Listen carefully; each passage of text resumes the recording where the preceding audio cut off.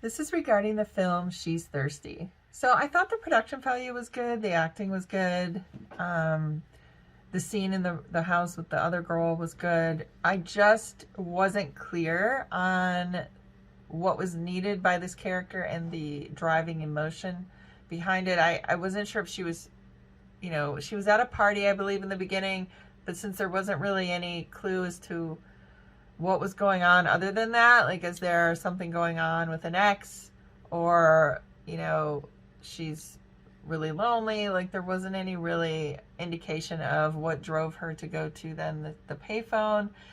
But when she saw the pictures of the women, I wasn't sure if she was just like, I need to experiment right now with a woman, or I really wasn't sure what was the driving force behind her calling her. And then when it ended abruptly, I didn't really understand that either. So I'm not sure where the end actually was supposed to be.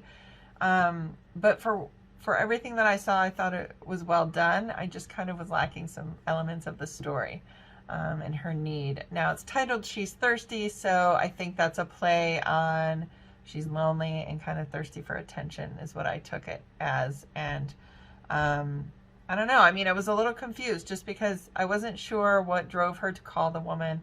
I didn't know if maybe she got in a fight with a guy who had been her boyfriend. Something that had to be there for her to go this route and to call somebody and have it be the first time. So I was just kind of missing that element. I wish had been there. And then it ended kind of abruptly, and I thought I was going to learn more about it, and it was over. So that was just me being a little critical, because I was a little like, I was intrigued. I thought very much I wanted to know about this woman and what was happening with her and where she was going after this. But maybe we'll get to see that in a feature in the future. So good luck to you guys. All right, I just finished watching She's Thirsty, which I thought was an interesting piece that it was open to interpretation. I felt like there was a lot of themes about being lonely, sort of a dark and a depressing understanding of dating culture and single culture. I thought it was interesting watching the opening sequence with the man sort of bringing a clearly inebriated woman, even though he didn't appear to be that inebriated, back to his house, and sort of reflected, like, I felt like a danger or a fear of the open dating dynamic, and it ultimately ends up with I believe her ordering a sex worker. I'm not positive. There was a little bit of a lack of clarity in some of the dynamics, but I thought the themes ended up coming through. The sound design really helped drive that, and the acting as well really carried sort of themes of despondence and loneliness. And I felt like towards the end it was sort of an approach to a bit more empathy, a bit more care and intimacy, and trying to bond with a human being and get close to somebody outside of just sexual aspirations. So I thought She's Thirsty was interesting. It was well acted, especially with moments of silence. And overall, I felt like it had strong thematic tempos, even if the plot wasn't super clear. So I ended up enjoying it and thought it was well done. She's Thirsty. I thought this was so interesting. I loved how they set the entire thing up with her at the party on the floor, like looking for her jacket, like, and then outside and her kind of catching part of the conversation of the guy and the girl. And I think in general, every woman that watched this, immediately red flags are going up of that seems like a really hinky situation. Clearly she had a thought about it because she did watch them for a second.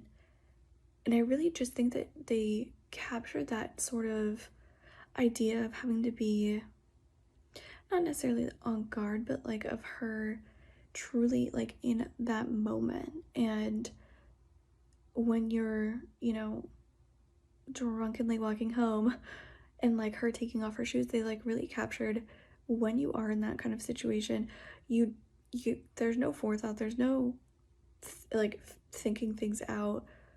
You really just are stuck in that situation. And then to go from that, and then obviously the phone booth, and then she gets an idea, or something kind of just strikes her.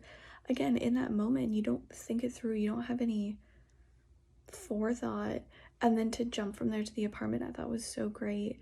And they just captured this like really stilted conversation where she is seemingly awkward or uncomfortable, and the other woman is way more familiar and comfortable like with this particular situation.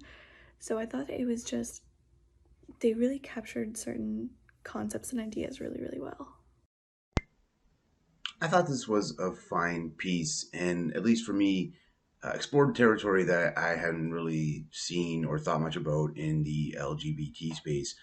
They just did a great job at, uh, you know, getting us into the story and presenting that idea, and it all felt very natural and just like it felt real. And the performance definitely helped that. It was very subdued sort of feel to it. And all in all, I just thought it was really well done. So great work. I definitely enjoyed my time watching She's Thirsty. For one, the lighting and the cinematography was very nice, and you could definitely feel that just tension when she calls for the services. You can feel the anxiety, and it's definitely uh, shared. Like that awkward silence fills the room. I think the actress does a very phenomenal job uh, showing that nervousness of doing this kind of an experience. And all in all, I definitely enjoyed my time watching it. She's Thirsty does a really great job of showing the chaos of the moment, um, and setting up the story in a realistic slice of life kind of way. I personally really enjoyed the after the shoe scene. Um, there was something humorous about it, but also horrifying, which I thought was a nice touch in adding layers to the short film.